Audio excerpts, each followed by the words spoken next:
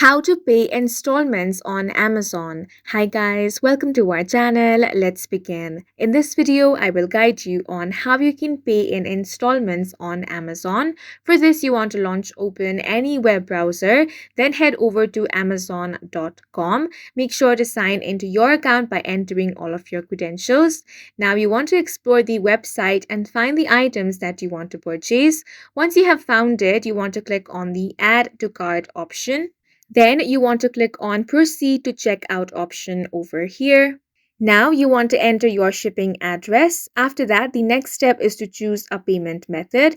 Here, you want to select the option of payment plans over here, and you have the option of pay over time with a firm. So using a firm, you are able to pay installments. If you want to know more about this, click over here. So here it says that you have to add $50 or more of the eligible products to your cart. Millions of items are eligible. You can check the FAQs for details.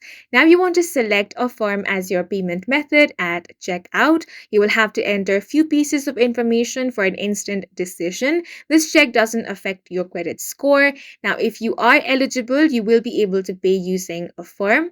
For this, you can choose any plans given over there, then easily make payments in the Affirm app or at affirm.com. You can also set up automatic payments.